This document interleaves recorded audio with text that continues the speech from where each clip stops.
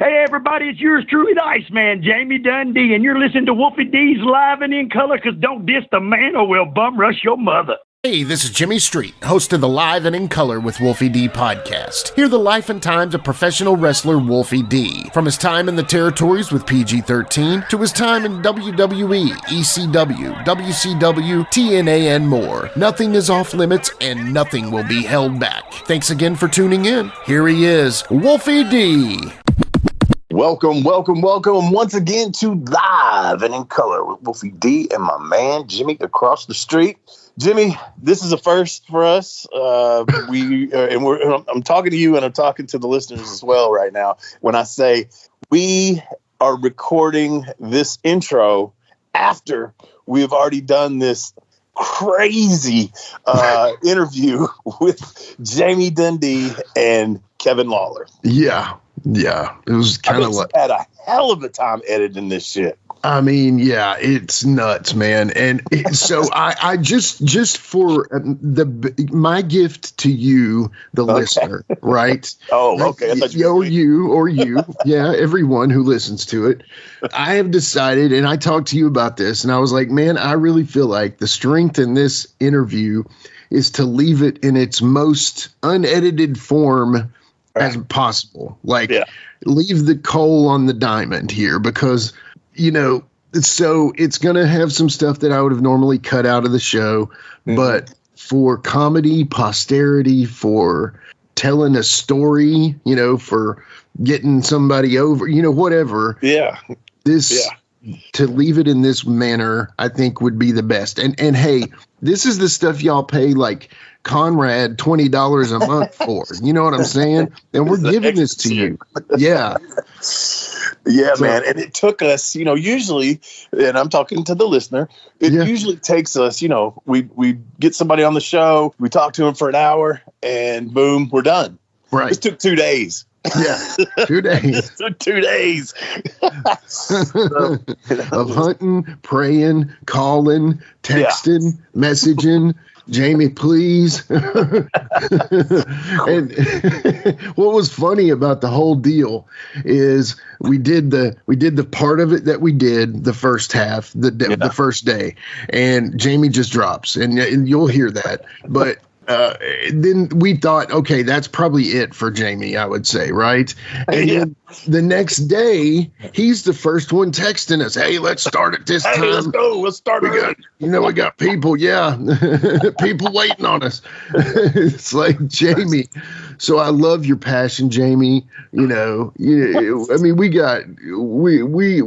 do great with these guys on the show. I mean, and we also, I don't know if Jimmy, you were able to edit out R2D2 or not, but is that a thing? Are the people going to hear R2D2 on here with us? They are going to hear R2 and C3PO, I think. Okay. And probably some more of them droids. More droids. But I think here. Move along. These are not the droids you're looking for. Yeah, exactly. Yeah. Well, all right, man. I don't want to leave the folks in suspense much longer. Let's go ahead and let's let them hear what we got. Yeah, captured. And this is our gift to you all. And hey, we'll see you at the Hall of Fame. Thank you all so much. All right, be back after these messages with Jamie Dundee and Kevin Lawler. This episode is brought to you by Allstate. Some people just know they could save hundreds on car insurance by checking Allstate first. Like, to check you have the tickets in your wallet first before you drive 2 hours to the big game. Seriously, you had one job. Now the closest you'll get to the 50-yard line is parking lot D. Yeah, checking first is smart. So check Allstate first for a quote that could save you hundreds. You're in good hands with Allstate. Savings vary. Terms apply. Allstate Fire and Casualty Insurance Company and Affiliates. Northbrook, Illinois. George Clooney and Brad Pitt's new movie, Wolves, is on Apple TV Plus September 27th. That's where I want you to be now. So if you want to see George Clooney and Brad Pitt, go to Apple TV Plus. You got to start the story there. Or if you want to see Brad Pitt and George Clooney, go to Apple TV Plus. I am enjoying the show. And if you want to see their new movie, Wolves. You can't do it, I'm going to help you out. I can do it, so do it. Definitely go to Apple TV Plus. Admit it, it's cool. Okay, fine, it was very cool. Wolves, streaming September 27th on Apple TV Plus. Rated R. Hey folks, to get your official Live and in Color with Wolfie D merchandise, go to prowrestlingtees.com/live Wolfie D. Check it out.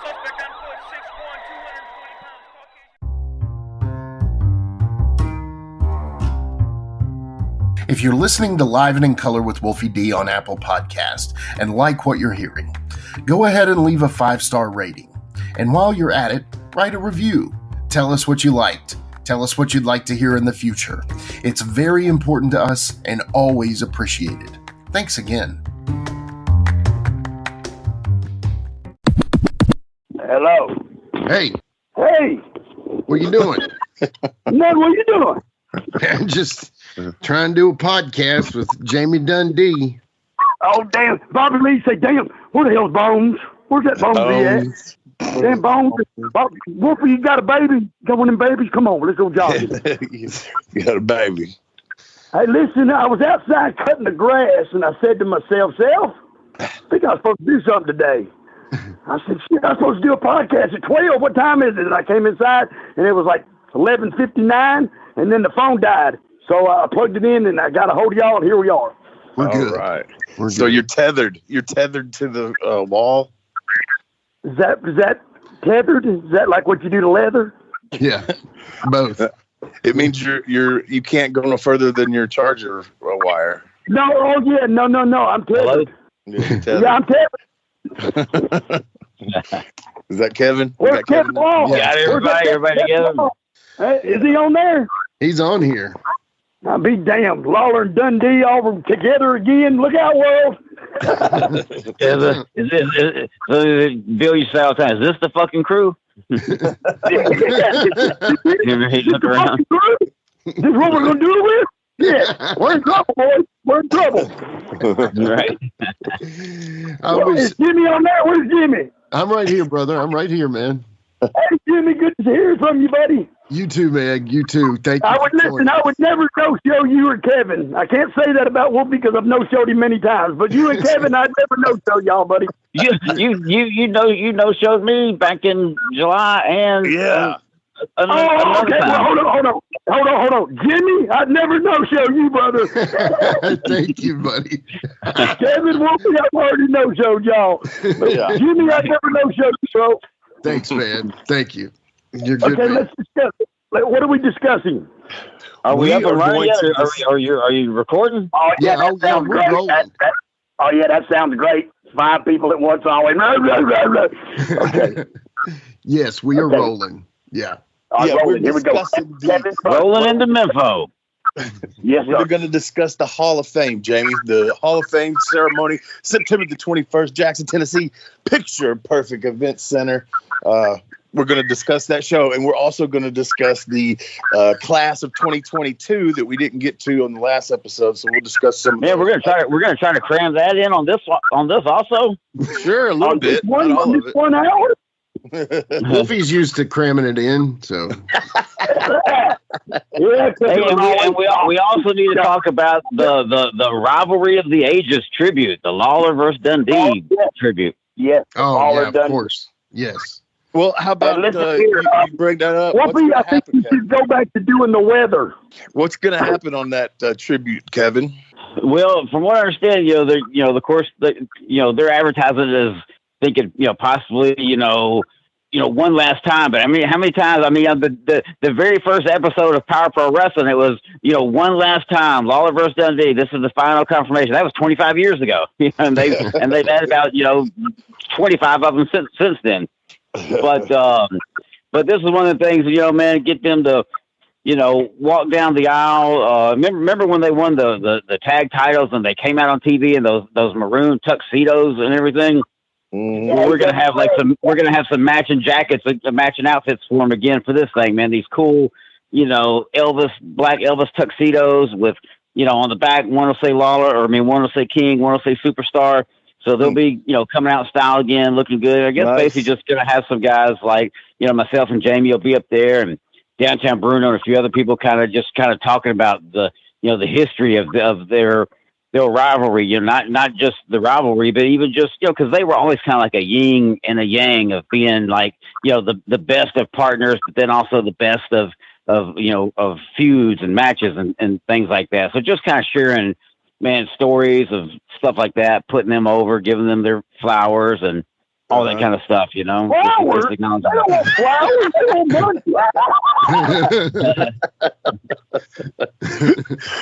Let me ask both of y'all this. Jamie, you can go first since Kevin just talked. Okay. Do you remember the first time, like growing up, do you remember the first time you ever saw your dad and Lawler together? And did it make you go, oh shit? Because like they were huge, you know, rivals, and you probably were, you know, believing it and shit. And then the first time you saw them together, then did you remember that? Well, here's what I remember is like, you know, because Nashville is where I grew up, where Kevin and Brian grew up in Memphis. So when they would go to the show, Lawler would be the baby face in Memphis, and a lot of times my dad was supposed to be the heel, would be the baby face in Nashville. You see what I'm saying? Yeah. So the first time, you know, like when the people would come to town, I mean, they would cheer the shit out of Dundee and boo Lawler, and I would think, well, that just don't seem right, because, you know, they booed him in Memphis, but my daddy didn't let me go nowhere but Nashville. But the first time it ever dawned on me how good those two guys were was in '82 when I was about 11 or 12 years old, when they redid the hair angle. They made the people believe they were going to shave my mama's head again, you know. Mm-hmm. And it honestly packed that building out, man. And my old man punched some dude in the face leaving the building and all that. And that's when I thought, wow, these two dudes can really convince these people. Because I still say today, I don't know if they're shooting or not. I can't watch Lawler versus Dundee and tell if they're fucking working or not, man. I don't know. They're stiff as shit if they're not, because it looks awful damn good to me, man. Them two dudes together can damn sure just do our business to the best that can be done. Yeah, man. Those the matches between those two guys is just, man, the selling and everything they do. It, like you said, it's just so believable and just looks so good. That's what I'm saying. Like if they're working or not. Right. Yeah, it's like so many guys nowadays, they just take the same old traditional back bumps no matter what the move is. But those two guys, their bumps was according to what you actually did and how much force and impact was behind what they did, and it made the bumps that much more believable, you know? Yeah. Just like that, I shared a match last week of my dad and Lawler, and it's the one it's from in Memphis in '82. I think all the guy wrestlers are sitting around the ring. The loser leave town. Yeah, where my dad has his eye taped up and everything. Do hardly nothing, but the people were in it so much. And then, you know, Bill give him the tackle. He give him the tackle, then he give him the uppercut into the kick to the power driver. And it was so fucking believable. Even I was popping, going, damn, shit, oh hell. I mean, it was really good, man. Them two dudes together definitely are the masters of our sport. That's no doubt. Absolutely. Yeah, that'll be cool, man. And Jamie, hey, Jamie, real quick, let me ask Jamie this, because Jamie, I was telling these guys this, and I kind of want to get your perspective, because you know, second generation guys like us, or just you guys, we're the only people that's really kind of had this experience. But I was telling them, I said, you know, my mom and dad got divorced when I was maybe like say 4 years old. So I was like every other kid in Memphis. I only really saw my dad on TV like everybody, and he was the Jerry Lawler guy to me, just like he was to everybody. But it was also my dad, you know, and you know, we'd go visit him and see him sometimes, but I still saw him more on TV than anything. And so it was one of those kind of things where just imagine, and I know you've gone through this, it's just like, you know, if you only really get to see your dad once a week, but then when you see him, he's like getting, beat up and attacked and jumped, you know, and like how traumatizing is that for a kid to like have to watch your dad actually get like, beat up and people turn on him and all this kind of stuff like every single week. Like, it's cool, man. It's kind of like taking the fucking Easter bunny or the tooth fairy or something, bringing them to your house, and your mom and dad just beat the shit out of them right in front of you. Exactly. Yeah, like every single week. Oh my God, yeah. My dad, I would see him on Saturday nights. You know, he's on the road every other day, and by the time he got home, I was in bed, and I'd get up, go to school. When I got home from school, he was on the road, you know. So I would see him on the weekend, Saturday night, and, you know, he'd take me to the fairgrounds with him, and then if he's getting beat up and shit, it was traumatizing, man. It's heartbreaking for a kid to see that, man. It's terrible. Yeah. But then also at the same time, like, what was it like when, you know, because Bill was always the kind of guy that even though he'd be a baby face and they'd team up, but he also was the guy that was so unpredictable. You just never knew when he was going to get hot and, like, you know, like all of a sudden, you know, turn my dad or some kind of stuff. So, you know, the life to watch your dad constantly have to kind of like be that guy. Yeah, well, fuck, he was like that at home. You never knew who was coming home. You didn't know if fucking the dude was coming home or a good dude or, I don't know, the guy that got in the knife fight with Wolfie D. You never know who the fuck was coming home. But that's just real, so that's a shoot. So it's like, it was predictable. We'd watch Memphis TV Saturday, even though it was a week behind, we could still tell how Bill was going to react when he got home. So, hey, man, let me ask you something, Jimmy.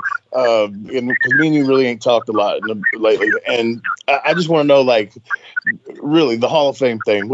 How does that make you feel, man? Makes me feel tingly on the inside. I mean, really, it's cool as shit, for real. I mean, it's who would have ever thought it, To me, it's pretty funny that I did shit the way I wanted to do it, did everything my way, and everybody said it was wrong, and we're all still at the same place at the same time. It's all right.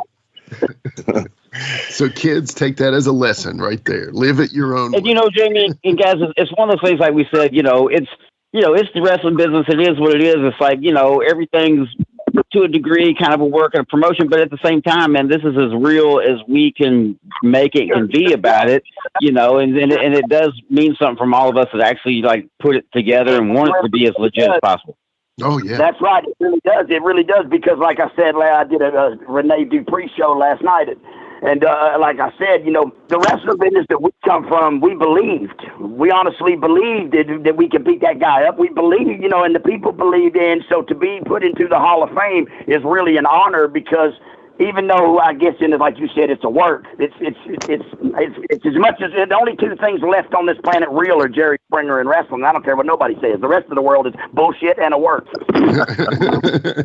What else is good is because it's kind of like, sometimes the timing of these things depend on, people's, availability and whatever. And just even, how long it's been since we've been able to do any actual, Memphis wrestling kind of stuff. I mean, you've had such a gap in between, when they started at 94, they did something in 95, then the territory pretty much kind of went out of business.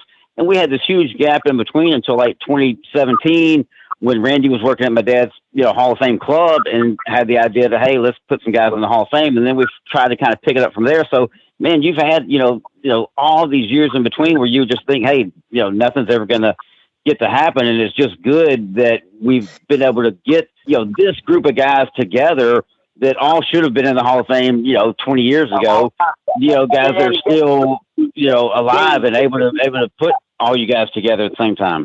Yes, and guarantee you it'll be the last time every one of us are in the same building together again, because sure. I just, time somebody does anything like that, I'm sure some of us won't be here. I mean, honestly, that's just because, Yeah, and even without it being some kind of special occasion, but I mean, when you just take into consideration, man, Danny Davis hasn't been around here in 30 years, and Tom Pritchard and some of these guys. So, like I said, I mean, you'll get some variations of this group, but not this entire group. I mean, it'll just never happen. Yeah. And Jamie was not talking about somebody dying. He was talking about himself, that he probably won't be here next time. So James, just think this is the last opportunity that you'll have to no-show a big thing like this. I know. And I was thinking about that too. I thought, I should definitely no-show this one, because, I mean, this is a big one, man. This is that. But here's the thing. Listen, Kevin, I Googled it. And to get put in the Hall of Fame, you got to give us a $20,000 check and a diamond ring. I Googled it, and that's what it says we get. So I'll be waiting on mine. Diamond. Well, man, just call or text Terry Golden. He's the guy, that's putting up the money behind all that. So y'all call me. Call on my phone on Messenger right now. It says Terry Golden story. So did y'all call and say we can't find Jamie? Son of a bitch, no showed again. We're gonna give you one of those. We're gonna give you one of them Scott Steiner Renegade Rampage checks.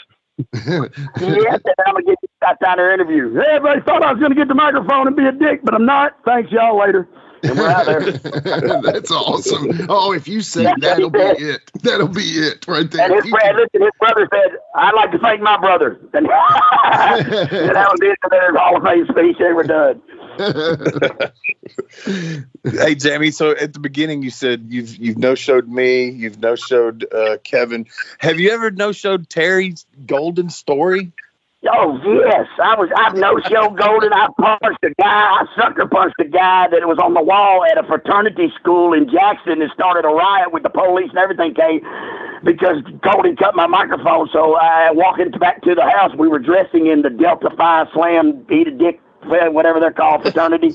And I punched the dude that runs the fraternity. I sucker punched him off the wall right in the face, and he fell off this wall, and the whole school charged me. It was great. And we didn't get to run the show. And so, yeah, I've done a lot of shit to Golden, too.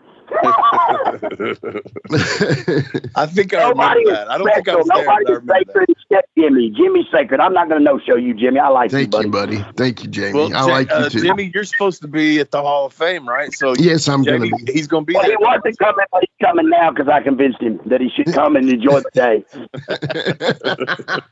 Thank you, Jamie. You're welcome, Jimmy. Jamie's always looking out for me, I tell you, man. Well, Jamie, let me do a rundown of everybody that's going into the Hall of Fame for this class, and then get you to kind of give a little something to say about each guy. Let's start with, say, handsome Jimmy Valiant. That's Boogie Woogie, baby. That's family. When I was 16 years old, he moved in my house. Me and my dad and him lived together. And you can read about it in Handsome's book. It was a hell of a time, let me tell you. Man, I remember being in like kindergarten and like going over to my dad. You know, he had kind of like a little condo or something here in Memphis, where he still had the house in Hendersonville.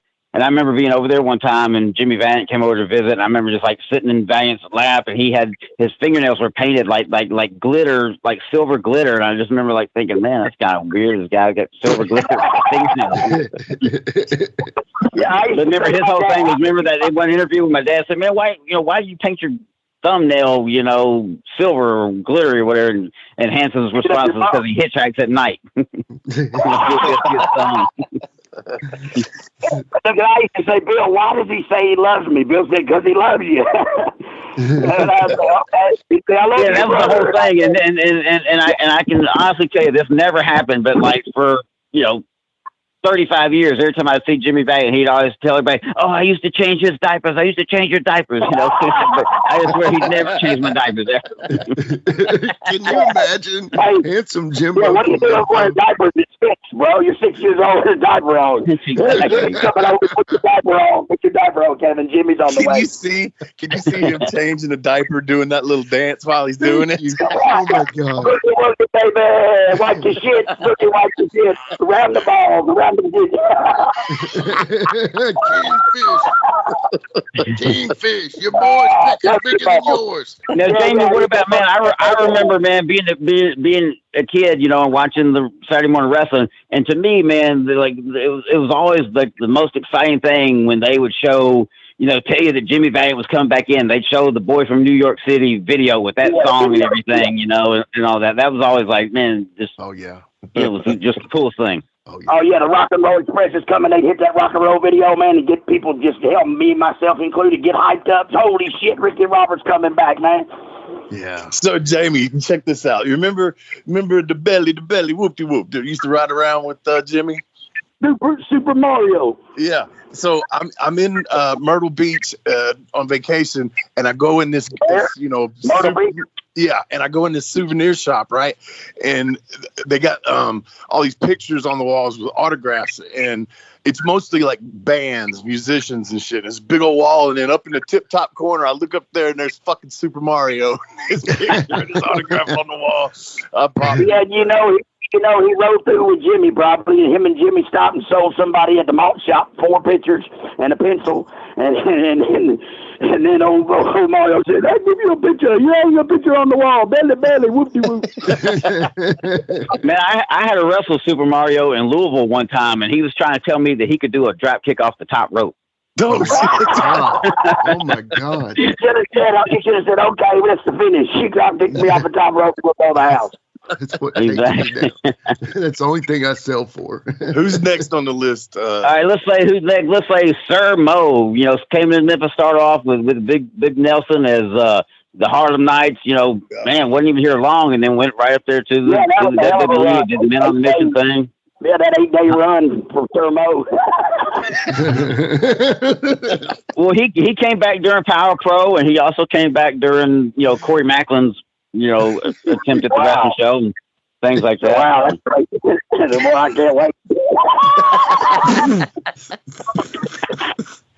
All right, let's move on to the next one. All right, let's say Michael St. John. Michael St. John, he's the guy who did the voiceover for the Kamala video, did the voiceover for the Hulk Hogan video, been, just been around a long time, done a lot of stuff, filled in many times when heck Lance wasn't there, or even sometimes Dave wasn't there, but Michael St. John is one of the long time, announcers, with the Man, he did my very first interview when they did it was called In Depth with JC Ice when I turned on Bill, and we sat down at the mansion, and Jarrett's mansion, and he sat and we did an interview, and he was really one of the real good broadcasters of professional wrestling, if you want to say. Yeah, he's one of those guys that a lot of times, man, just gets overlooked, and people kind of forget Michael St. John. You think of Lance, of course, and Dave, and even Corey, and even Randy, because a lot of times, there'd be the Monday night, footage where Randy would be doing commentary, but a lot of times, man, Michael St. John just kind of gets,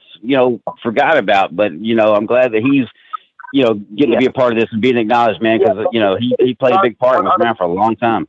100% he deserves it, because he has been around a long time. He did all the USWA stuff in Texas, man. He's having to make that trip with everybody to do all that. Yep, sure enough. Did he come from the Von Erichs? Because the Von Erichs closed, and then Jarrett, then your dad, and them took it over. Did he come from them? No, he wasn't already down there doing that. I think Jarrett took him down there for all that. Jarrett down there, like in charge of that kind of stuff. Jarrett Jr. So that's probably how he got down there. I didn't know if he was already down in Texas or if they brought him from here. I don't really know, but I would imagine they probably bought him from here. All right, next guy, the Spellbinder. Chicken and bread.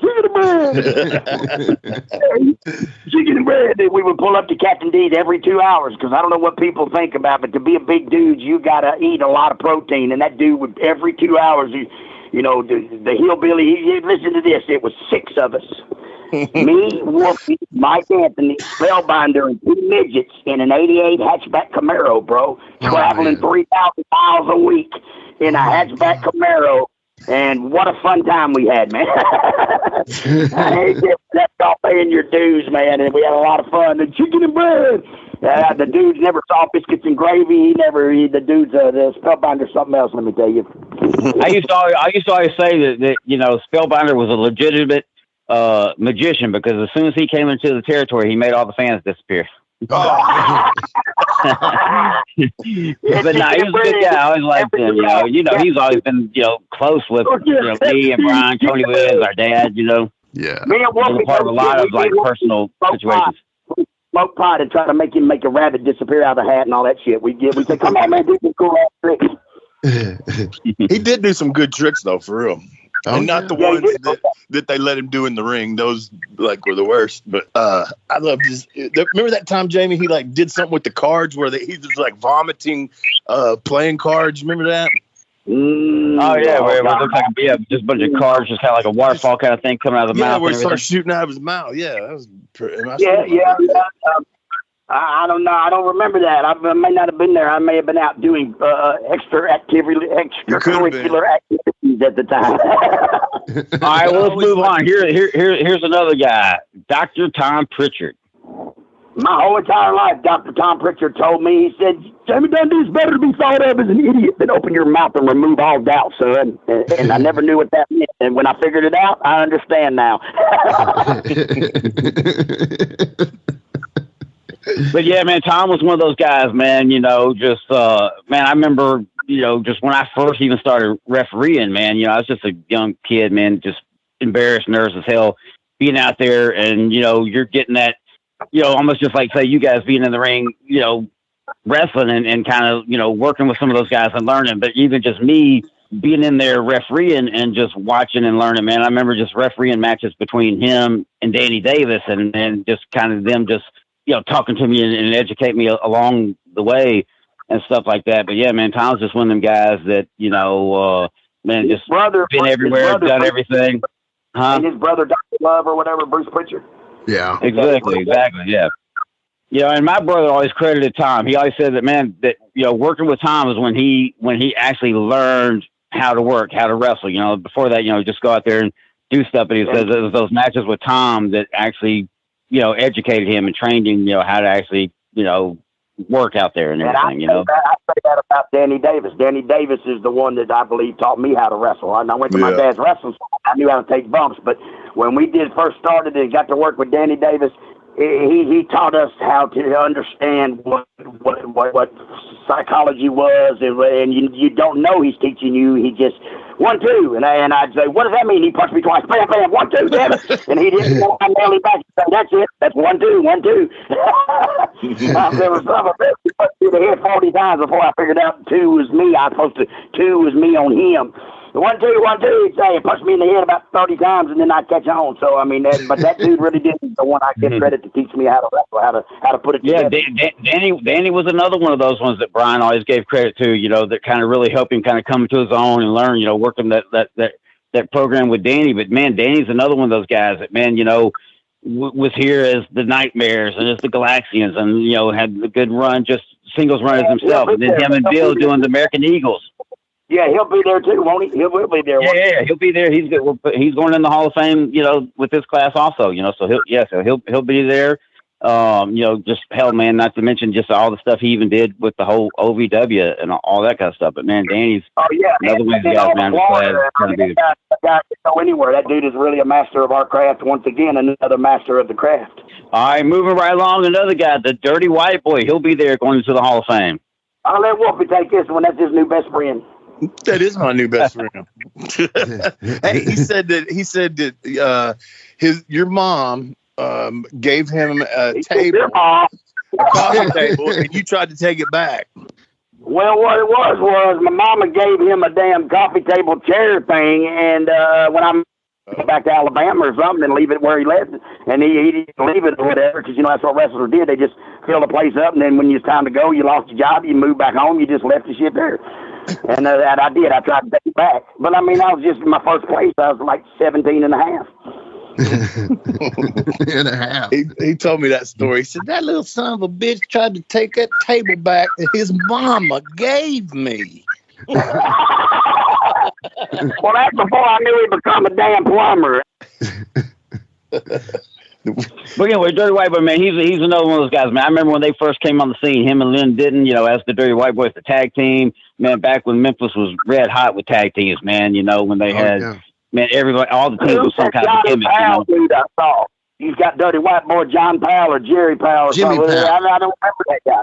Yeah, he wrestled down in Continental. He was one of the. Okay, that's why I don't remember him, because it was Continental. Because I was like, I don't ever remember that dude wrestling. Yeah. He wrestled as. That's why. He wrestled with Tony before Tom Burton was. Before Tom Burton. I was going to say, I remember there being another guy. Yeah. It was like Alex Porto for a minute, and then it was Jimmy Powell, and then it was Tom Burton. So but that was in Continental before that. And then Continental closed down, and White Boy came back to here, and that's when they put him with Tom Burton, right? Right. Exactly. Yeah. What about next on the list? Terry Golden.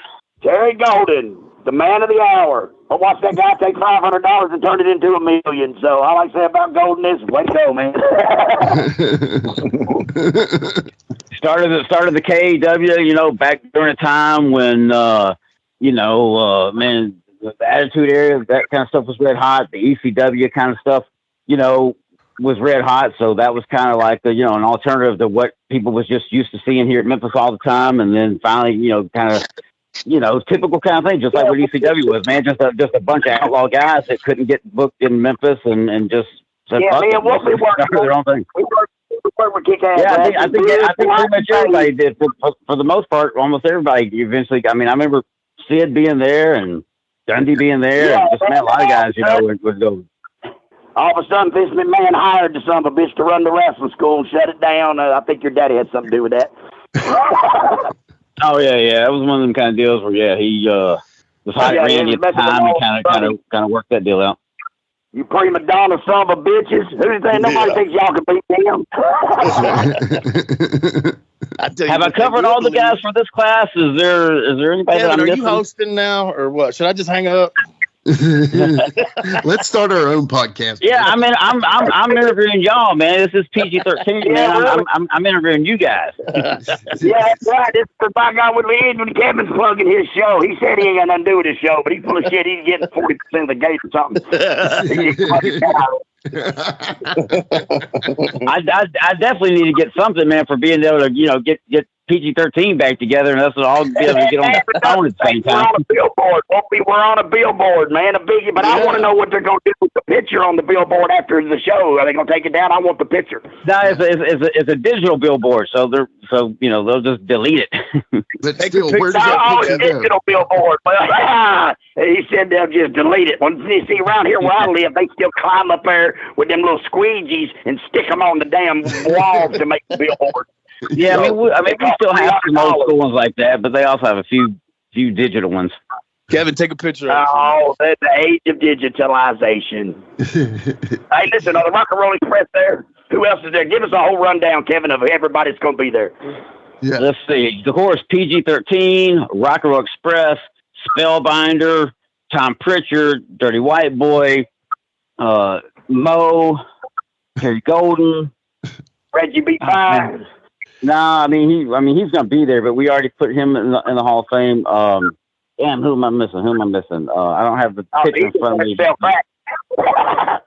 Michael St. John and Rock and Roll Express there. Yeah, Rock and Roll Express and Jimmy Vance. That's there. Bullfrog Brains. That's the guys that's physically going to be there that's going in, but we're also finally getting to put Jerry Jarrett in the Hall of Fame this go around. He'll be inducted into the Hall of Fame. He won't know it. Oh my God! But then also part of this class. What was that? What happened? He said Jerry won't know it. Oh my God! Here's another couple of guys that you can comment on that we're also including in this Hall of Fame class. A couple of guys that passed away, last year. Terry Funk and Adrian Street. Nice. I know you got to have some good Adrian Street stories. I mean, I know he and your dad, was close. Have we lost Jamie? We've lost Jamie. He's gone. Hold tight, guys. Let me get him. He's called has a voicemail box that has not been set up yet.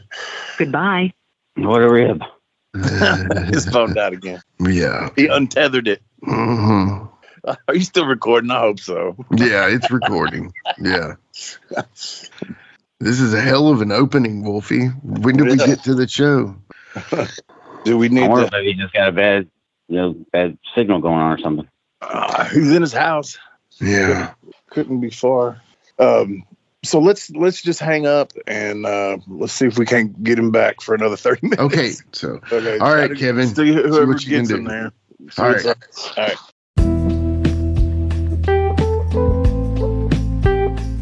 Let's take a quick time out and get a word from one of my dope-ass sponsors, and we'll be right back with more Live and in Color with Wolfie D.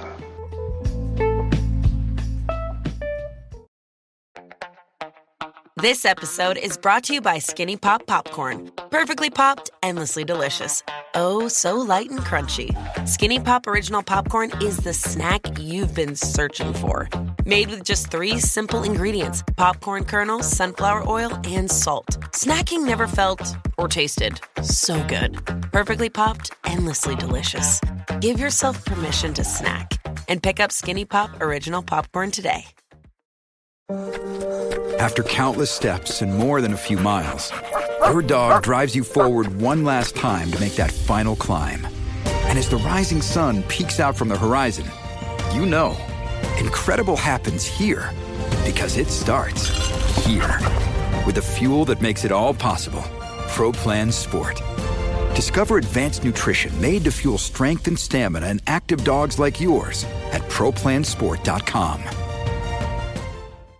The legends of Memphis Wrestling return to Jackson, Saturday, September 21st at the Picture Perfect Event Center. It will be a night to remember, featuring the stars you watched every Saturday morning on TV. Be there for the FanFest meet and greet at 3:30 and the official Memphis Wrestling Hall of Fame induction ceremony at 7 p.m. featuring Jerry the King Lawler, Superstar Bill Dundee, the Boogie Woogie Man, Handsome Jimmy Valiant, Dangerous Doug Gilbert, Wildfire Tommy Rich, the Rock and Roll Express, PG-13, Downtown Bruno, the Birdman Coco Beware, Dr. Tom Pritchard, the Dirty White Boy Tony Anthony, Nightmare Danny Davis, Terry Golden, Sir Mo, The Spellbinder, Tony Falk, Carl Fergie, Jerry Calhoun, Michael St. John, and more. Plus a special reunion of the stars from TV5 Power Pro Wrestling and KAW. The Legends of Memphis Wrestling return to Jackson, Saturday, September 21st at the Picture Perfect Event Center. Sponsored by Budweiser, Pro Shingle, Thomas Media, Slide and Ride Rodeo, and WBBJ TV. Tickets are on sale now. Go to Eventbrite and search Official Memphis Wrestling Hall of Fame. This episode is brought to you by Trojan Condoms. Experience more with Trojan Bearskin Raw, America's thinnest latex condom among leading brands.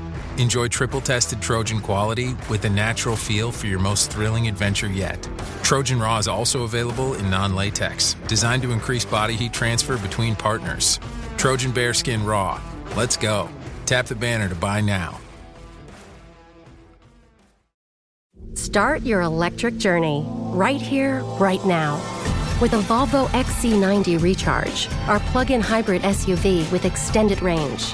For more everyday electric journeys on a single charge, with a hybrid option for longer adventures. Contact your local retailer to book a test drive or design your own vehicle at volvocars.com/US. The Volvo XC90 Recharge Plug-in Hybrid, the electric car with a backup plan.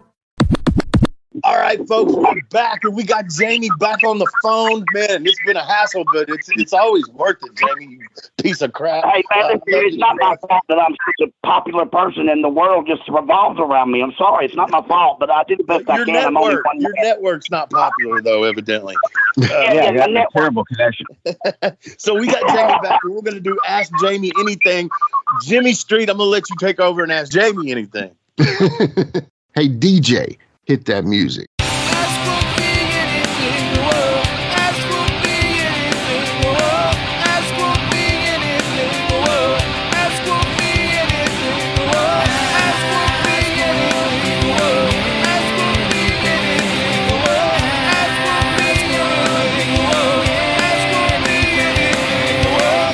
All right, we got some good ones here, but the number one. Oh my God!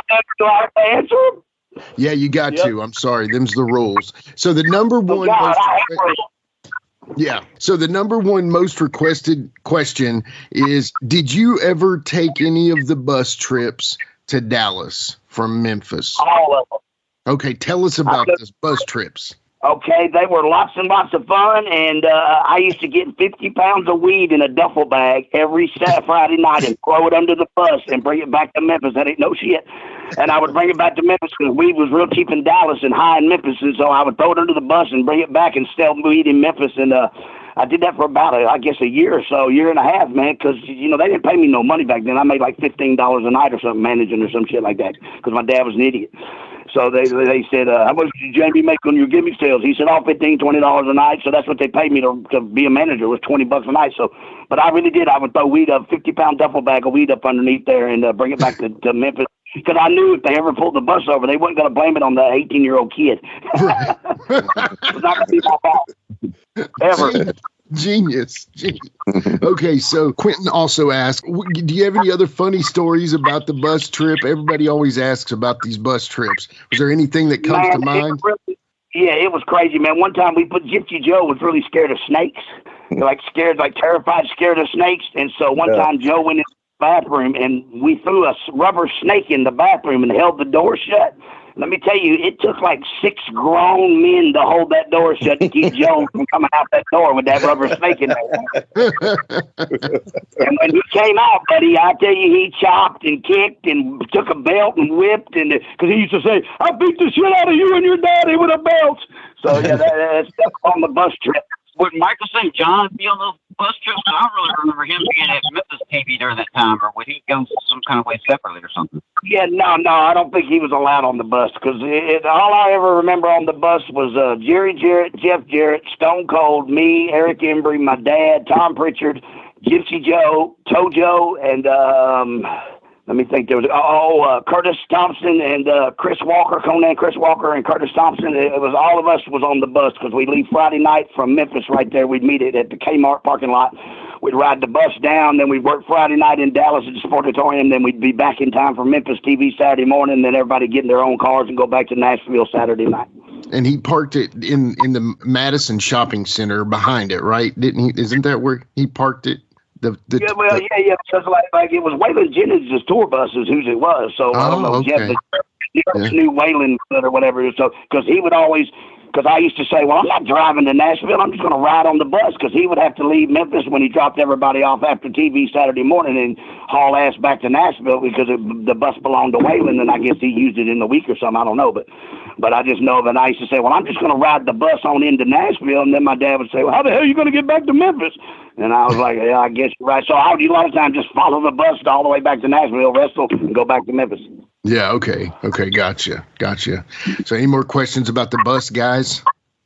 No, I don't. That covers it for me. Yeah, dude. I mean, we've been. I know there's some things that I probably can't even tell you on this podcast because they may not even keep you on the air. But it was a lot of fun with a whole lot of guys. That one time Tojo Yamamoto got me fired though because of a little slant-eyed bastard. He told me I could eat the food that was in the refrigerator. He had made rice and stuff, and that dude could cook. Yeah. And I was just about to ask you, man. Did Tojo ever cook rice? I remember that was Tojo's big gimmick, and I remember one time. We lived in Atlanta or somewhere in an apartment, and Tojo came over and cooked some rice. Yeah, I swear that dude could cook, man. He would put eggs and all kind of shit. I mean, he was really a hell of... Because remember, he made a barbecue sauce or some kind of sauce, Tojo sauce, that sat in my refrigerator my whole life, if I remember correctly. But there was always a jar of Tojo sauce, and we would always eat it on the grill and all that stuff. But that dude could really cook. But that little bastard told me I could eat. There was rice in the fridge, and I said, whose rice is this? And he said, you can have it. So I ate it, and it belonged to Eric Embry, who was the booker. So Eric got everything. He said, who ate my rice? I said, I didn't know. I said, I ate it. I said, I asked Tojo. Tojo said, no, ask me. Ask me. I said, well, slam that bastard, that did too ask you. And so, he little lying bastard, just like in 1944, the lying little son of bitches. The little Japanese bastard, he lied on me on that day too. And I made Eric Embry know the truth when me and Wolfie went to Philadelphia last year and saw Eric Embry at that convention. I'm like, let me tell you something, son bitch. I did not eat that rice without permission, damn it. Yeah. That's funny. Oh man, I have heard that rice was good though. So thank you for that. All right. So the next question is from Eddie Alston, great fan of Memphis wrestling. He says, being the son of the superstar and the son of the king, did either one of you guys have trouble with kids in school, or was it just the opposite? Thanks, and look forward to seeing everyone here in Jackson on the 21st. Go ahead, Kevin. You can go first. I mean, not really ever had any kind of trouble in school, but then at the same time, I mean, we were just so normal in our stuff. I mean, it was just one of those things where just people just knew it, but we were no different than everybody else. It's kind of like, I mean, there just was nothing different about us there. We weren't like, super popular, no kind of nothing. We were just like regular everyday kids, and that was just something that everybody knew. But I do know, for instance, Jimmy Hart had told me a lot of stories where, his son, Jimmy Hart Jr., was, about our age and stuff. So same time period that, I've heard stories where, man, he would get, bullied all the time and pushed off a slide one time and broke his tooth or something. And, so I know it had to be hell for Jimmy Hart Jr. during that, the height of Jimmy Hart's popularity. The only thing I can't remember is I do remember maybe when I was in kindergarten. I think that's when my dad was the big heel on TV, and I'm assuming that maybe I had a teacher that must have watched wrestling every week and hated him for being a heel, because I swear I would go to the principal's office and get paddled 3 times a week in kindergarten. It's you can't even do that to a senior in high school now, but imagine in kindergarten getting paddled 3 or 4 times a week for, what could you possibly do in kindergarten? It would warrant a paddling, Yeah, seriously. But that was just my weekly routine in kindergarten was getting paddled all the time.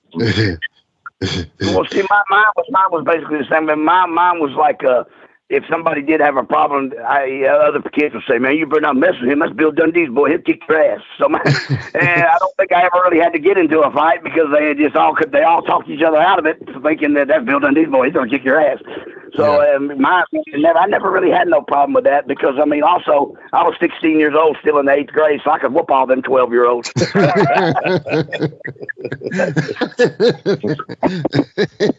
Okay, that was a good one. Yeah. And Jimmy Hart Jr., can I just imagine, and I'm sorry, I don't know who Jimmy Hart Jr. is. I apologize. Y'all may do, and that's understandable. But can you just imagine a little bitty Jimmy Hart, like totally dressed up in the gimmick with the mustache? Well, the thing about it, he actually went to the same, like, you know, junior high with me for like, I don't know, maybe 2 or 3 years. And so you actually had Jerry Lawler's son and Jimmy Hart's son both like in the same, you know, junior high. It's one of those things where everybody just assumed that we should automatically be, you know, hating each other, fighting all the time. And he was really just the opposite. He was almost like an introvert, you know, because of, you know, who his dad was and probably just all the negative attention. So, you know, he was just, you know, a little weird and, you know, just, you know, real socially awkward and, you know, wouldn't hardly talk to nobody or whatever. So I could just imagine, you know, what it had to be like for him, you know. I mean, did he run around school going, "Hey, baby, this is the greatest first day of school of my life"? You took the word. He would tell all the teachers, "Oh, he loves you, baby. Keep doing what you're doing." Do you think he ever jumped up and like ran up and stole the teacher's apple and went back to the chair? And he's like, "No, I didn't take that apple." And people go, "Yes, you did. You did." That's the class, did I? No. Yeah. I swear to God, that's the second row in 8th grade. Did I steal that apple? Yeah, you stole that apple, you son of a bitch. Oh, those the little. And then Lance Russell's son's like, "Let me tell you something." He's like, "No, banana nose, you don't tell me nothing. I can see."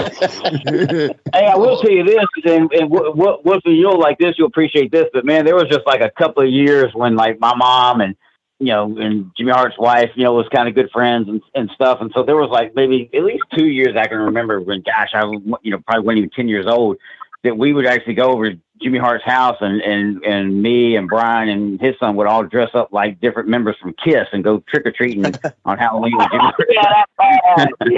That is awesome. Yeah. Yeah, I did that for Halloween one time. My friends and I, we wore berets and looked like French men, but we painted our face like KISS, and we were called French Kiss, but that's a different story. Oh, yeah, that's badass. We need to make a band, and we need to call it that for real. French Kiss, that's over, man. Yeah, man, our makeup was great, and all the silver stuff was aluminum foil. Like, we just made, like, big crosses across our chest with aluminum foil. And the only thing I remember that I didn't like about it is I think Mom couldn't find, like, you know, we had like turtlenecks, but she couldn't find black, and they were just like navy blue, and that just ruined it for me that they were navy blue. That's so true, though. You're right. I was poor. My aluminum foil was used. It had some chicken on it and a little bit of barbecue sauce. Okay. All right. We got another question here. All right. So Jamie Dundee, ask Jamie. This is from your buddy Quentin Charisma. You know Quentin. I love Quentin Charisma. Yeah, he says, ask about him and Ronnie Travis. I think their name was the Rock and Roll Dream Team or something like that.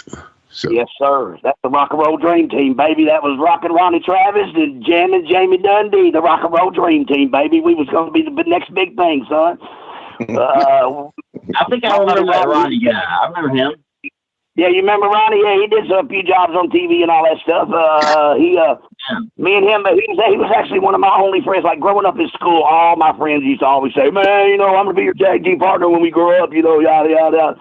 And Ronnie was actually the one, he went and he trained to wrestle or something somewhere, and he got to driving Billy Travis around. So man, imagine that shit. So he just turned himself.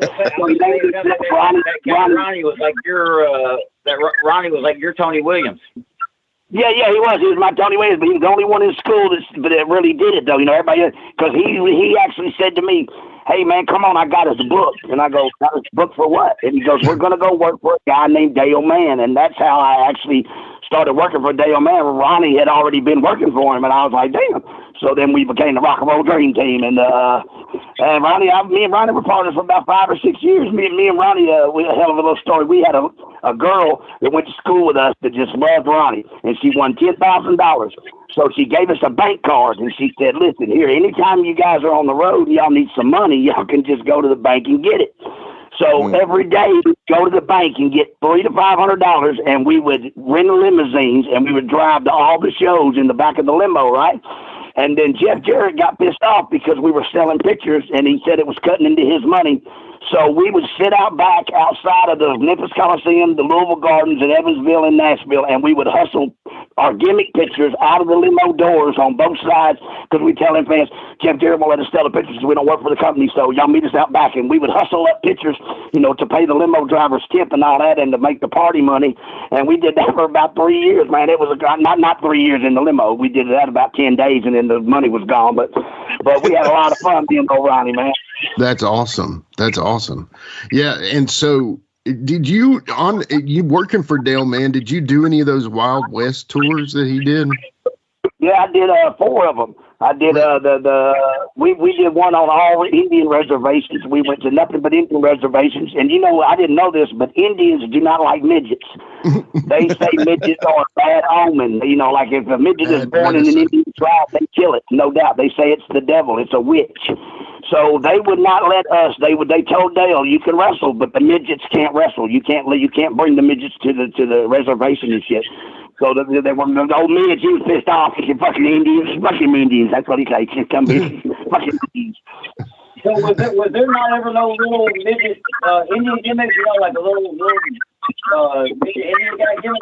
Kevin. Yeah, but Dale Man didn't have no little Indian. He had a little road warrior, a little Farmer John. But they weren't allowed to come on the reservation. But I did do all out west tours. I did 3 of them with him, and they were a blast, man. But, you know, that was back in the day when you wrestled for nothing. You didn't care. You just wanted to be a wrestler. So we would drive out west, and sometimes we'd make $5, and sometimes we'd make $150. But Dale would always make sure you were fed and had a place to lay down, and it was great. I loved it. That's cool. That's cool. Man, I can't imagine that. Okay, so the next one is we've got a good one here from...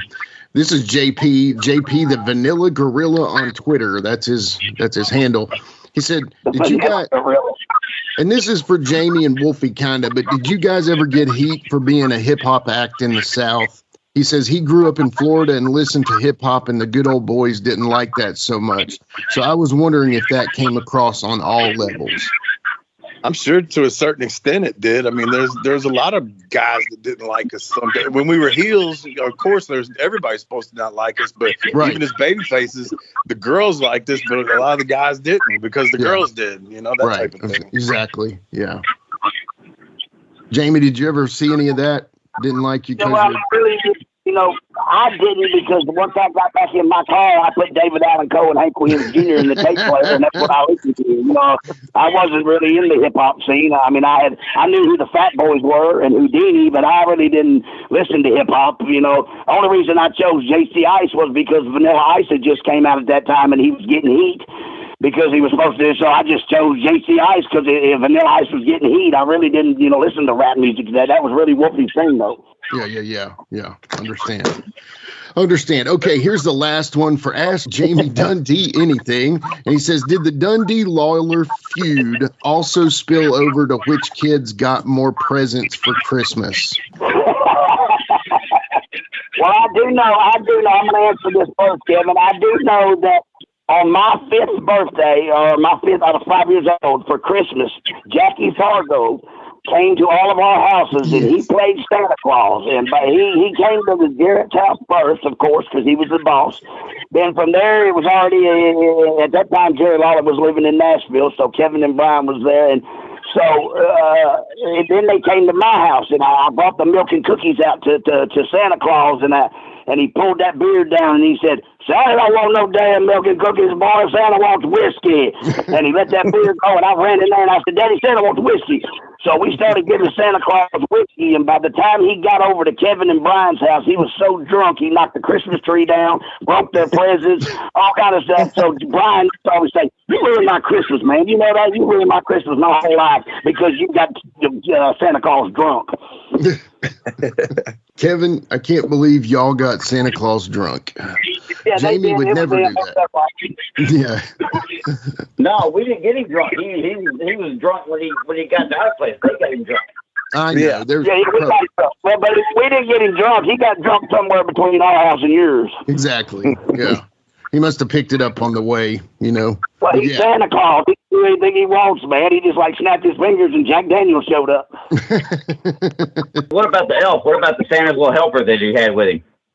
The Santa's Little Helper, that would have been the Midge. The Midge was a great Santa's Little Helper, little son of a bitch. I missed the Midge. This was just some girl, just some, not even dressed like Miss Claus or nothing, just some girl that he had with him all, dressed all sexy. Yeah, he would say that Santa's Little Helper. Yeah, right, I got you. Hey, listen, we need to send old rest in peace and a shout out to old Charlie Laird, man. I heard he passed away this week, and old Charlie Laird was a good guy, man. He was always in Memphis TV, had a great body, but he wasn't that great of a wrestler, but he was a good dude. Well, he man. was a classic case, and no disrespect. I always liked him because, man, he always super nice, super positive, would do anything you want. But man, he was one of them classic, $1 million body, 10-cent brain kind of guys. Oh yeah, just like Gaylord. I think he was Gaylord's son. Yeah. But anyway, he passed away, man. So we just need to send our condolences out to his family and friends, man, because he was a hell of a dude. Yeah, absolutely. Cheerleader. He took me them chair shots from Moondog too. There's some strange noises going on this phone right now. Where you at? You downstairs playing video games in your house? Where the hell you at? No, I should be good. I don't know why y'all can't hear me good. No, it's like somebody put them in the pocket or so. It's okay. We're good. But yeah, that is. That's what it sounds like. I like a Johnny guy. I think what happened is I had it on speaker for a minute, and usually if I go to speaker and then I come back, it's all screwed up. So it might be that. Yeah, you sound great now. So thank you. But yeah, anyway, that is all I got, Wolfie D. So. Well, hey, real quick, I want to say that I was just thinking about this. So Jamie had mentioned the other day, man, these TVs, and I can't believe y'all didn't have one, Jamie, because the story I heard is that my dad and Jerry Jarrett both went and bought these TVs like at the same time. That TV you was talking about that we used to have, it was the it was the first TV ever. Yeah, I mean, it looked like a big movie screen, and it had a box that sat like out in the middle of the room that had like a big red light, a blue light, and a green light, and it would shine the picture on the TV. I used to like to look down into the light, and you just see like the whole picture all red or all blue or all green. But I just see that as a little boy going to Lawler's, man, and my dad would say, "Watch out for the TV," because the projector thing was fucking 18 feet away from the screen. It was way against, and it was crazy, a big metal ball running down the middle of the living room shit. But the TV looked good, but it was just a big hit. But I wonder, that would be worth a fortune today, I do believe. Yeah, I was going to say, I looked it up, and they say that like what that thing cost, like say back in 1977 or whatever, was the equivalent of $13,000 today. So like that'd be like buying a $13,000 TV. Yeah, hell yeah, because that TV was like, I used to say to my daddy, how come you ain't got one of them? He'd say, because Lawler always wins. And you know what? And I used to get blamed and beat for this, and I swear I don't remember it being me. This could have been Jamie, one of them visits coming over there. But my dad used to always tell us not to ever touch the screen on TV. Don't touch it. And all of a sudden one day there was like little 4 or 5 like little fingerprints, like if somebody like touched the TV, and they stayed there like for 20 years. Like you could never get that little smudge of fingers off the TV, and I got blamed for it and beat for it. Because like I was the only one who had like hands small enough for that. But I'm betting that was probably Jamie one of the times he came over. So it probably was, because my dad used to say, "Now when we go in here, you be on your best behavior and don't touch the TV." So I'm sure when they went in the other room, I fucking put my fingers all over it and stuff. So that was me. Even if it wasn't, I'm gonna take credit. So Kevin, give us another hard sell on the show. Yeah, give us everybody, give us a rundown. Who all's gonna be there? Even Hall of Fame and everything, all of them. The kick-ass wrestling, everybody. Who's gonna be there? Man, if I tried to list all the names of the kick-ass wrestling, we had to put in another hour, because I think there's gonna be like 50 of them guys there. But just a few of the old classic Power Pro guys that Randy had, like Lance J, Bulldog Reigns, some of them kind of guys. But of course, you're going to have, Downtown Bruno, Coco Ware, Doug Gilbert, Tommy Rich, Reggie B. Fine, those kind of guys, plus the Hall of Fame guys. The Rock and Roll Express, Jimmy Valiant. Yeah, Rock and Roll Express, Jimmy Valiant, PG-13, Spellbinder, Mo from Men on a Mission, Michael St. John, Terry Golden, Randy Hills, Brandon Baxter. Dave Brown. Yeah, Dave Brown's going to be there. Lance Russell's son, Shane Russell, will be there. Man, it's Jerry Lawler, Bill Dundee, all kinds of guys. Yeah. Doug Basham will be there to induct his uncle, Danny Davis, into the Hall of Fame. Tom Pritchard will be there. Dirty White Boy. Man, it's going to be huge. I mean, it's going to be like the biggest wrestling reunion that we've had anywhere around here. I will drop this one on everybody that not too many people know about right now, and I'm gonna let it be a surprise. We've got a very, very, very special person that's going to induct Jamie and I into the Hall of Fame. Our person is going to be a big surprise. Yeah, very cool surprise. You know why you leave it like that? Because if they don't show up, then you can just pick anybody and go, surprise! Oh, it's a done deal. It's a done deal. Anyway, it's going to be, man, a week from this coming Saturday, September the 21st, Jackson, Tennessee, the Picture Perfect Event Center. It's going to be, it starts at 3:30 in the afternoon, a meet and greet with all the guys up until about 6 o'clock, and then I guess they maybe shut things down for a minute to get everything situated, and then the Hall of Fame ceremony starts at 7 o'clock. Man, it's going to be great. And one thing that I had mentioned before, I guess you got cut off, Jamie, I was going to get your opinion on this. When we were listing all the guys that was going into the Hall of Fame, we mentioned, we were also putting Jerry Jarrett in there, who passed away, who unfortunately, can't be there. But a couple other guys who have passed away last year that we're also going to include into this class is Adrian Street and Terry Funk. And man, I know you guys was close with Adrian Street. Oh, yeah, that's great, man. That's bad. But listen, I want to know who is on the committee and who says that who goes in the Hall of Fame, because whoever it is, you need to fire him. Jerry Jarrett should have been the first one, and Jerry Lawler and Bill Dundee should have been the next two. They should have been the first three in Memphis Wrestling Hall of Fame. You know what I mean? I mean, for real, it should have been Jerry Jarrett, then Lawler, then Dundee, and then the rest of us. And so whoever's on the committee is fired. What happened was Randy created it, started back in '94, and he didn't know that the company would be out of business 2 years later. He thought we'd be able to, keep putting a bunch of people in every year. But it started off with 15 years. Exactly. So that's why we're so far behind and trying to get caught up on everybody. But who's going to bring the $20,000 check? Because I read online that you get $20,000 for getting put in the Hall of Fame, and I want my check. Yeah, and a nice ring. Yeah. Yeah, and a real nice diamond ring. Golden Story. Yeah, well, listen here. I'm gonna call Golden right now and confirm on live TV or whatever we're on live something pre-recorded. I'm gonna make Golden say he's gonna bring me Wolfie $40,000. He did give me $60,000 about 2 years ago. He handed me $60,000 cash, and he said, "You better do the right thing with this." I said, "Oh, I am, and you'll be able to read about it in the paper." Oh my God.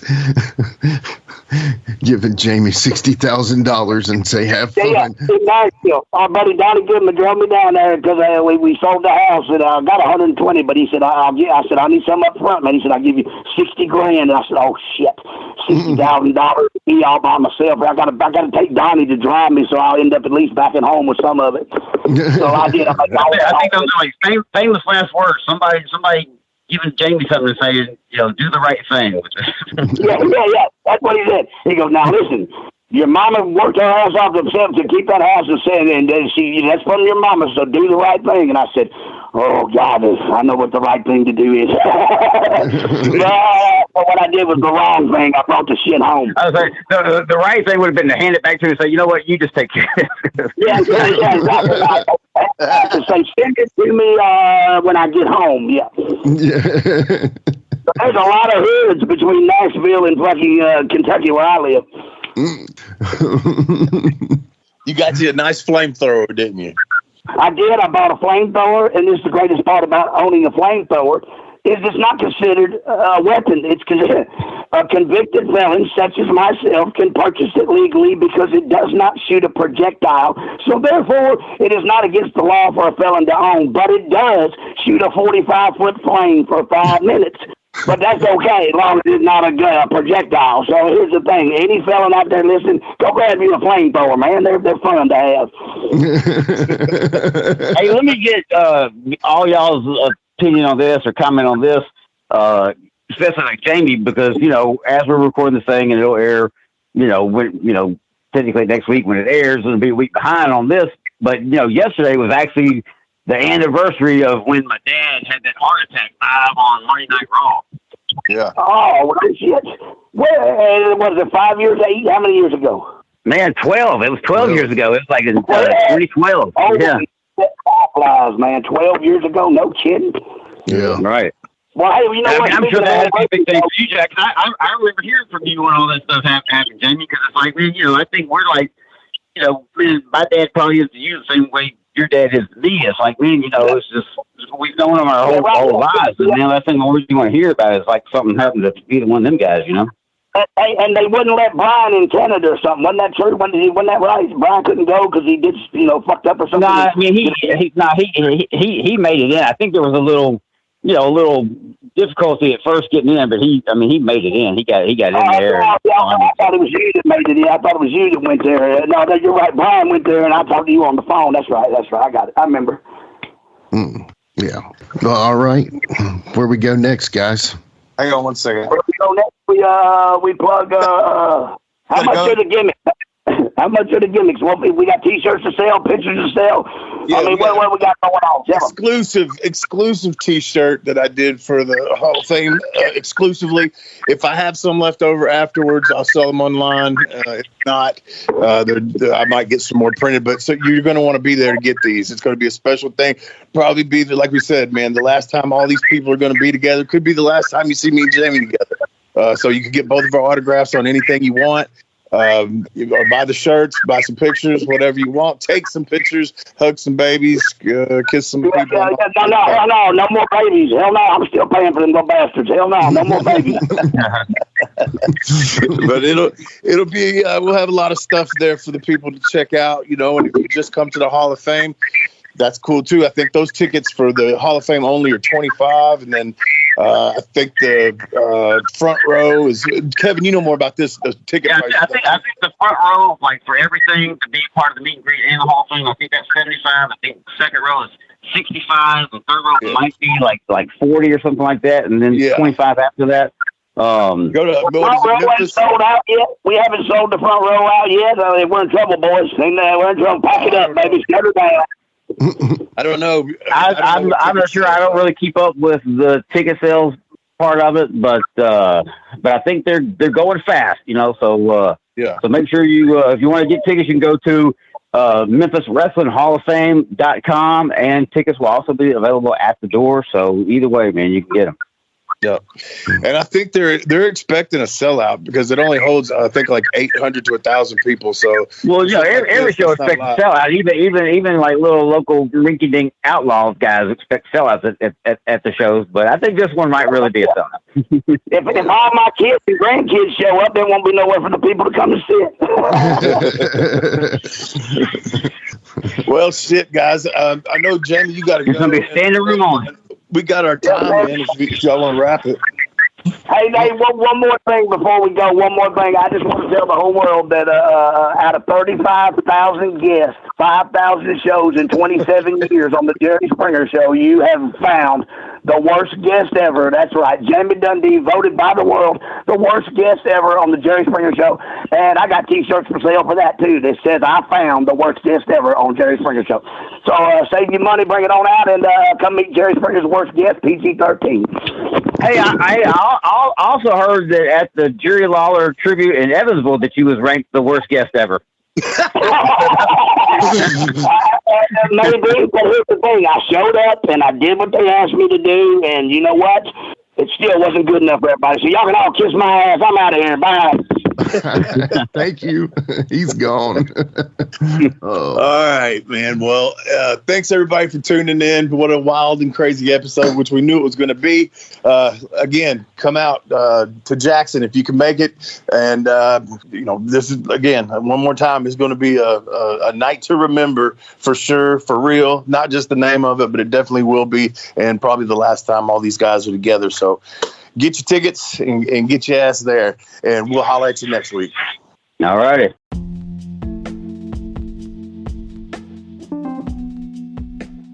And now a word from our sponsor.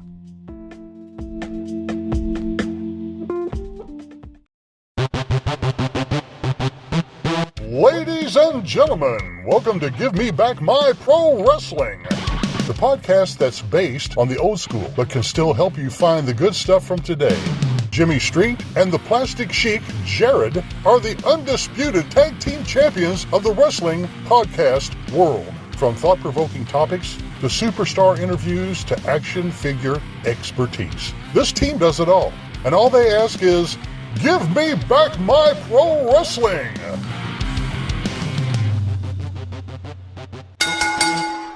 Every other Thursday, wherever you listen to podcasts. Hey everybody, Gene Jackson here, inviting you to check out the Retro Wrestling Review, where each week I'm joined by some great co-hosts who help me review classic episodes of USWA Championship Wrestling, and right now we are doing week-by-week reviews of 1993.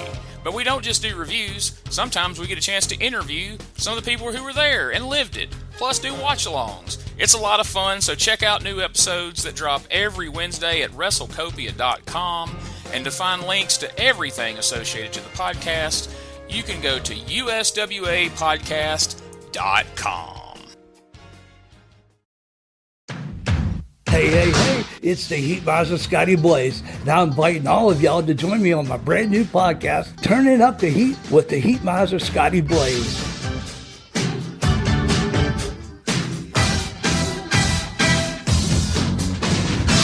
What are you waiting for? Come on over and join me. I'll be covering all the events of the day, global, national, pop culture, movies, gaming, whatever sounds interesting. But I'll also be playing some awesome skating shuffle music from the 70s, the 80s, the 90s, the 2000s. Anything that has a good beat, I'm going to be playing it. You can rest assured. Come on over, tuthradio.com. The podcast is on every major podcast platform.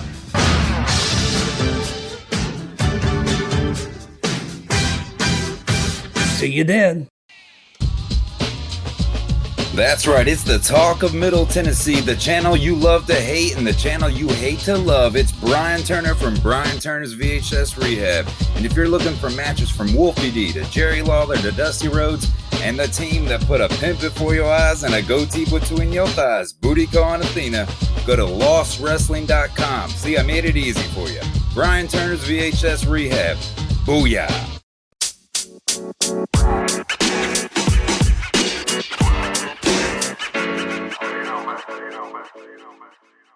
So that was another great episode. Hey, Wolfie, tell them where they can find you on social media. Jimmy, they can find me in the club, bottle full of bub. I'm just kidding. They can find me on Facebook. My personal page is Warren Wolf, WOLFE. I'm on Instagram at WarrenWolf13. You can always find us on Facebook, Twitter, Instagram, and YouTube at Live Wolfie D. Here's the thing. Wolfie always has offers for his autographed photos. He has a selection of some awesome photos from throughout his career that he will autograph and personalize any way that you want him to. Just contact him either directly at his personal Facebook page or through any one of our other pages, and we'll make sure you get in contact directly with Wolfie. Get those photos, right, Wolfie? Yeah, I've got some good stuff on there, to help with the podcast. Folks, if you can't get out to a show to meet Wolfie D, there's nothing like that, especially for the fans of PG-13 and Wolfie D. And before we go, you can always find me, your host, Jimmy Street, at James Rock Street on Twitter, Instagram, and YouTube. And hey, Jimmy, before we go real quick, I just want to add in there, from the bottom of my heart, I really appreciate, first of all, the work you've done for this podcast. You have worked your butt off. Secondly, the people that are liking the page. Beyond that, even more, is the people that are listening, and we really appreciate that. Yeah, and remember, guys, the podcast drops a new episode every Monday at noon, and our past episodes are streaming now on demand on all major podcast formats. Thanks again. I got a cap for your dome. He got a cap for your dome. I got a cap for your dome. He got a cap for your dome. He got a cap for your dome.